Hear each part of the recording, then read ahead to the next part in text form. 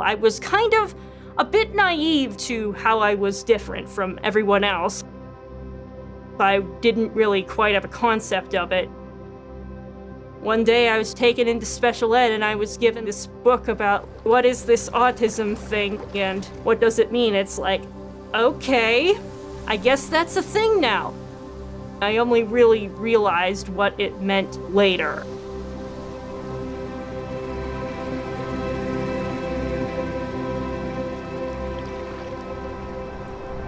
It was around the time that I was 7 that I knew that there was something, I don't want to say wrong, but that there was something different. Close to 80% of folks in the autism spectrum are underemployed. Many of them have master's degrees, and some of them have even done PhDs. And all of them are so passionate. However, they have not found any jobs. I used to hardly talk, and I had to learn how to do many things on my own that I didn't really do. The IBM Ignite ASD program is where we have developed a pilot program where we have brought candidates that are on the autism spectrum. We see if we can place them within IBM in different capacities.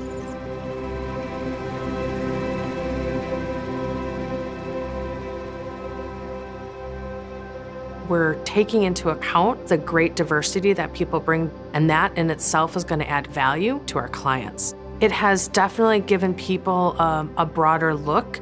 I think they've learned to appreciate differences that people bring to the table. It seemed as if there was an instruction manual that everyone else kind of had for communicating and reading other people that I did not have. I don't know how I would be handling this a year and a half ago when I wasn't working.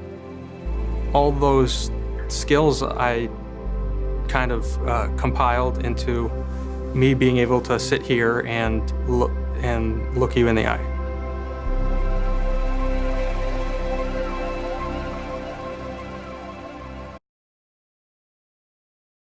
Welcome to an autistic journey within IBM. My name's Andrew Williams, and I'm the Ignite ASD Global Leader. And over the next 40 minutes, we're going to be celebrating how IBM has embarked on a pretty major initiative to embrace our own autistic diversity, and we've called it Ignite ASD.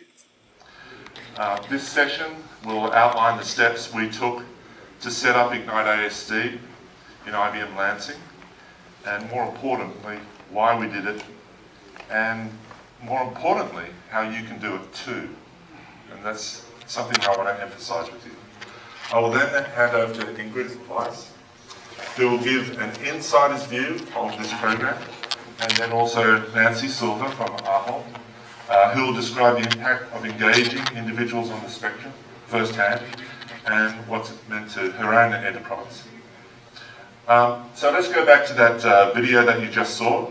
It's a 3-minute snippet of a larger documentary which will be shown in full later on. It's called When Neurodiversity Works. And it really encapsulates the impact that this program, which has been running for a year now, has had on the 6 individuals that we've engaged as full-time employees within IBM. But before we go any further, I just want to start at the beginning. In 2016, I was doing a lot of work within IBM, test optimization, working with cognitive capabilities, designing, developing, and it was very enriching. But then I met this fellow, Phil Song, the founder and chairman of Specialistin Foundation. How many people here have heard of Specialistin? Okay, just a few. So he challenged me in this late night conversation. He said, "Did you know you're neurotypical? And can you imagine the challenges of being neuroatypical would be, especially around the job? Would you have the job that you have today if you're neuroatypical?" And he described to me the everyday challenges of being autistic and the limited job opportunities people had if they were on the spectrum. And finally, he also proposed to me a plan that he had already going forward to help autistic individuals achieve full-time employment by helping them getting beyond those barriers that they have. Well, it made a lot of sense to me. And it seemed like a really good fit for my area because I was doing testing services and people who are on the spectrum would be very much suited for that particular area. But he also reminded me of an individual. So that individual was Indigo. So Indigo is a daughter of a ex-IBMer I used to know. Well, I still do. And Indigo was diagnosed with hypothyroidism and hypotonia at the age of 18 months and autism 6 months later. And Indigo is non-verbal and she's very reliant on others for most of her self-care. And she's not really able to cope with crowds and noises. And while she does have the ability to speak, she prefers not to. She's selectively mute. But she does have talents. She has a preference for maths, geography, and she understands rudimentary Spanish, French, and Indonesian through her iPad.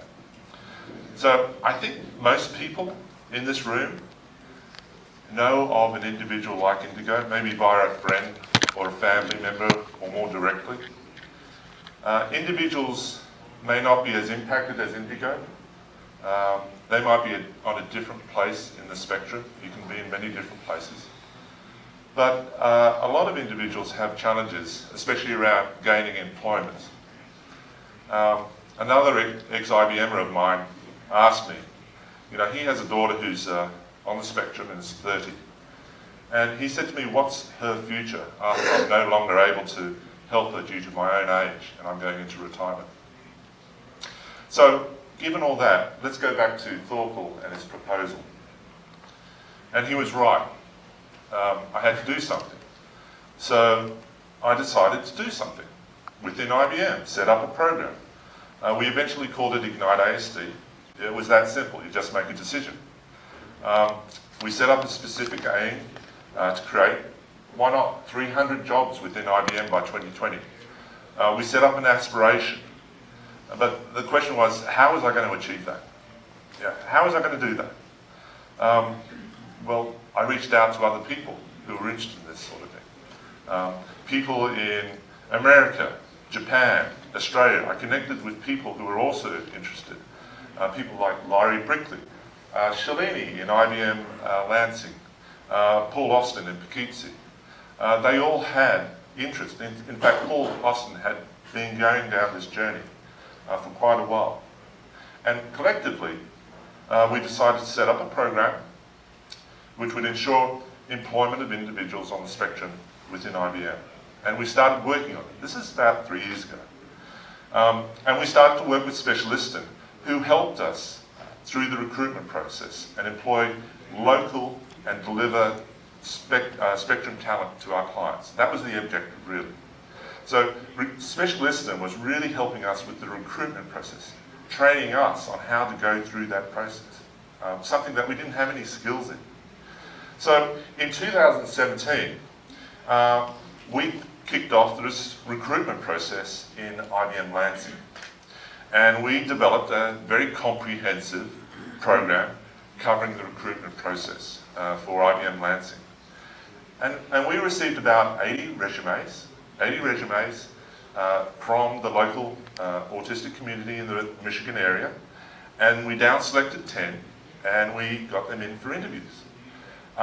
This took about 4 weeks, and at the same time, we started running IBM staff awareness workshops to bring teams in Lansing up to speed on the work environment needs of individuals on the spectrum. So there was a lot of education going on. We were doing education with the recruits, and we were also getting together with our own teams. So we had to make sure that the ASD team members would not only get through the recruitment process, which they always had a problem with, challenge, but they would also have a long-term engagement within the workplace. So that was a very important factor as well. So now I can happily say that we have 6 individuals like Ingrid, hired in IBM Lansing. They're very new IBMers, and they're working in some of our clients, our whole state of Florida, and we've started recruitment in Australia.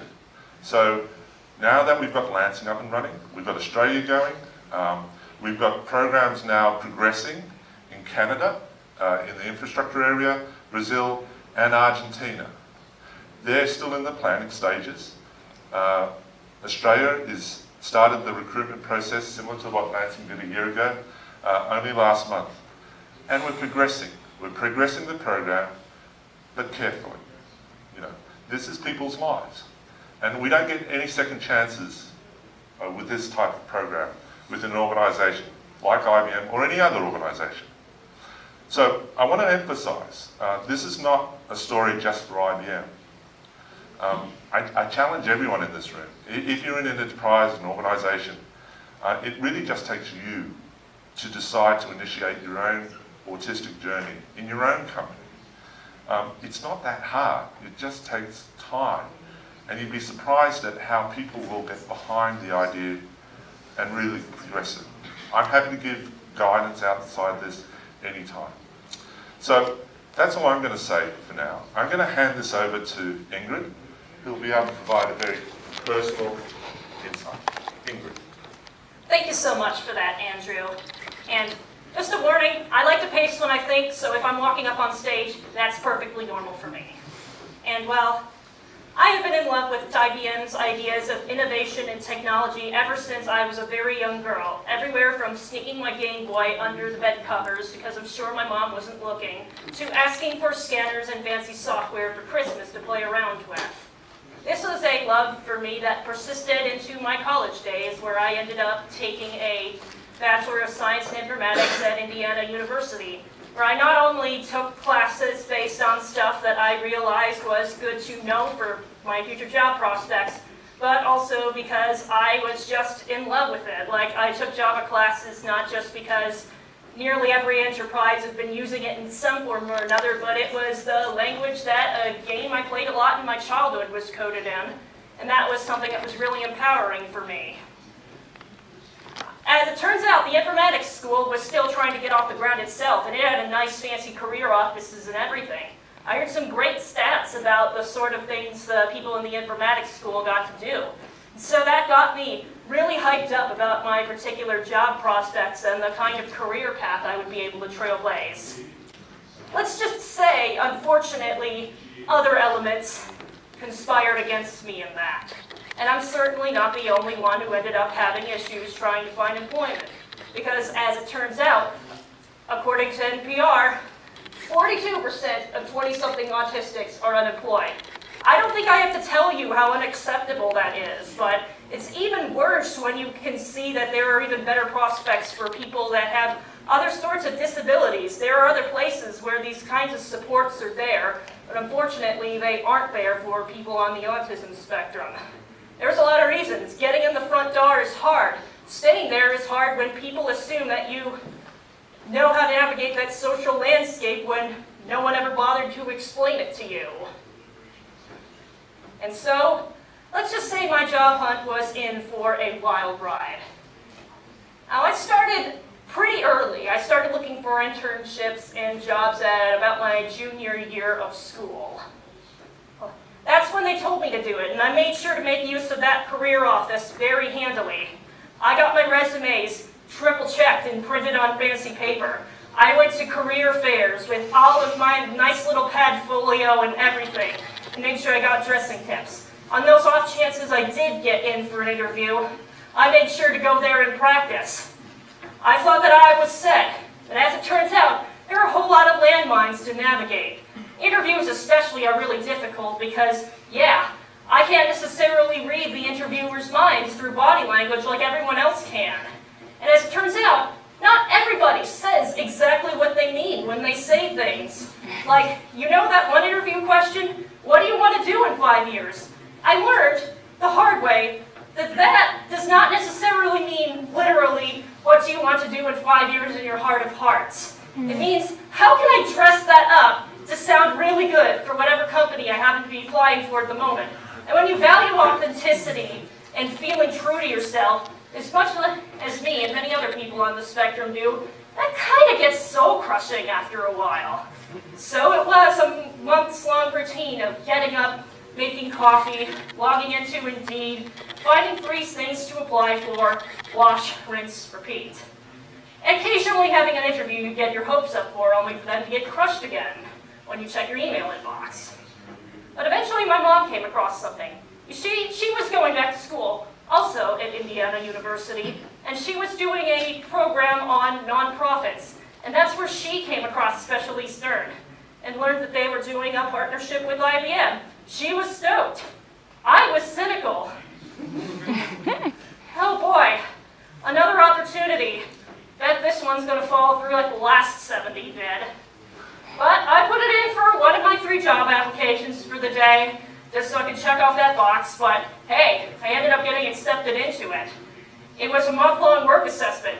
Yay, a month of not just sitting around not doing anything. I was a little skeptical of that at first too, because when I heard work assessment, my expectation was, okay, this week we're going to go through this programming language, this week we're going to go through this job skill. They had us working with Lego Mindstorm robots, which kind of threw me for a bit, but then I realized that they were looking at the stuff that actually matters for the job. You know, being able to learn, adapt, grow, change, the stuff that's really important in tech, and not just knowing everything by rote. I went from playing dice games in the desert where everything was rigged against me to finally having a chance. The assessment wrapped up, it was great, I'd made friends. And then it was more waiting. Then in December, I'd gotten it back. I'd finally been accepted. Once again, my mom was a lot more excited about it than I was, mainly because I think I was still processing what exactly that meant. But I eventually picked out an apartment. We moved in, and January 9th, 2018, I walked into the doors of CIC Lansing, not as an assessee anymore, but as a proper, full-fledged IBMer. Now, the first few months were roughly what I was expecting. You know, you get in, you do all your onboarding stuff, you set up your laptop, you learn where your desk is, you set up your voicemail box. You read 5 miles worth of PowerPoint and go through Flash modules that look like they were made back in 2007. And generally get up to speed on what this whole testing business is. Since while I got an education in a lot of different tech-related stuff, that wasn't necessarily something I focused on. So yay, good on IBM for always being there to teach and learn things. And I spent a little while getting actually assigned to a project, so yeah, I was stuck waiting again, but hey, I was getting paid to wait this time, so that's a big improvement. And I learned a lot of stuff about IBM Watson and stuff in that time, so it wasn't a total loss. But yeah, I eventually got put on the state of Florida project since I had a little bit of experience in that area. And my feet were thrown right into the fire because I was there testing some of the most complicated functionality of the program right at the very start. And it's a government program, so they have to be able to audit everything, so I made one mistake setting up my test data. I had to go and do it all over again. And, well, learning how to do stuff like that gave me a sense of confidence and competence.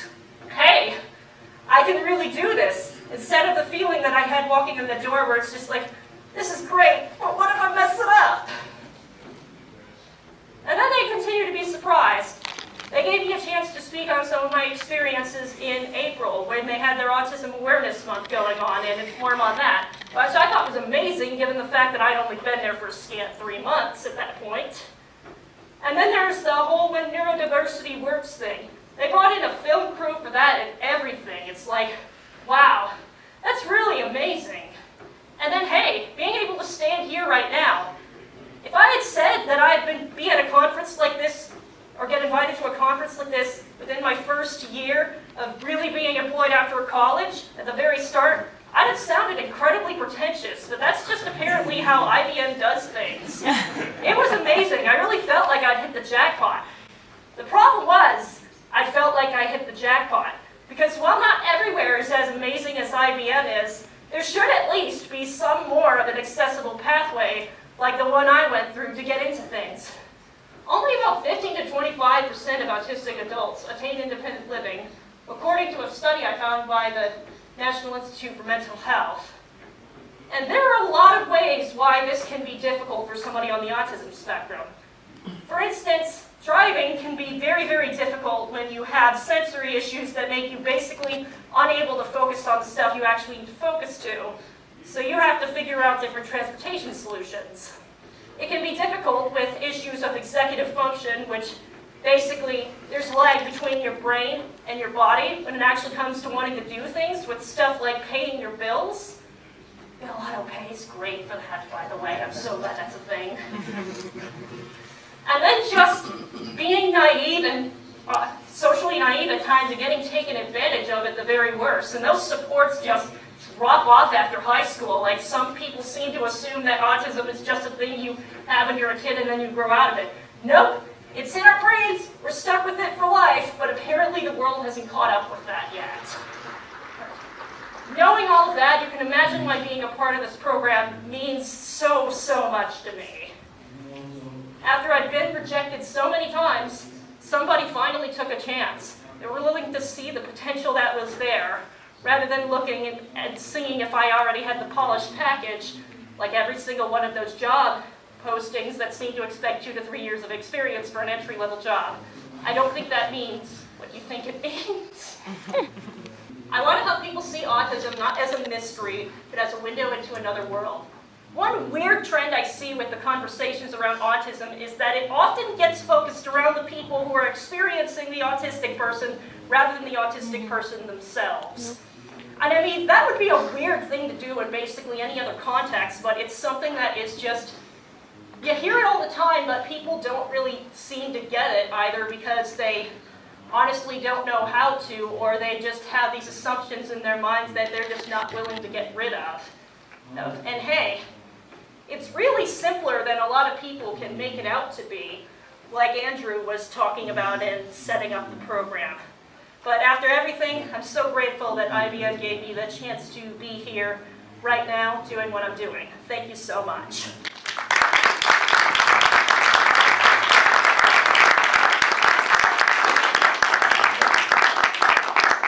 I'd like to hand over to Nancy now.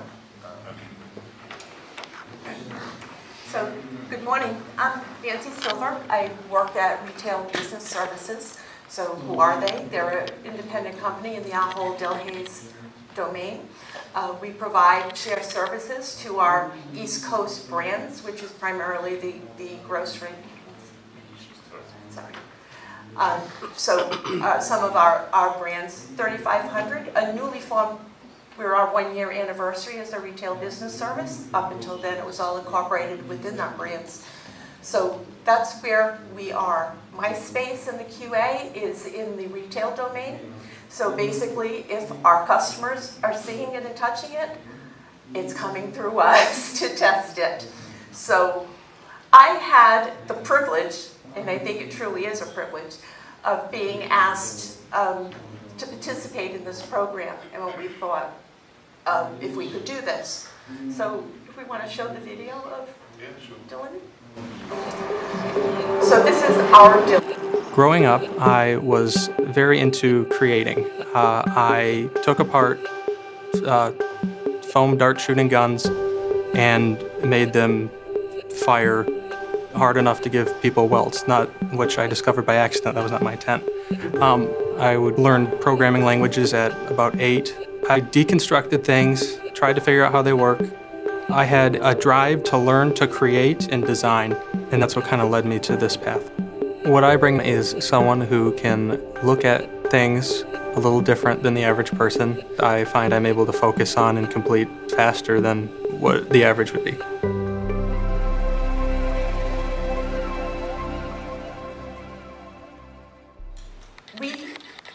We went into it, obviously, as anybody who's thinking of it, there's a lot of questions. You have an autism spectrum that is very, very broad, and where are these people that are coming into your organization based on it? So we had a lot of those discussions, and they were primarily around, is my environment a good fit for them? So is it too chaotic, too noisy that they may have a problem or an adjustment period with? And we worked through some of those things. Dylan, and I think we were a good fit to go back to our company, because in part of our promise to our associates is we strive to be a better place to work, where our associates reflect the communities we live in. In our work, we can grow and contribute fully based on our background, our perspectives, individuality, and uniqueness. So to me, it interprets to a perfect fit for this program to bring somebody in. So we took Dylan in, and you know, I can say in hindsight, it was effortless from a company or client perspective, an effortless transition.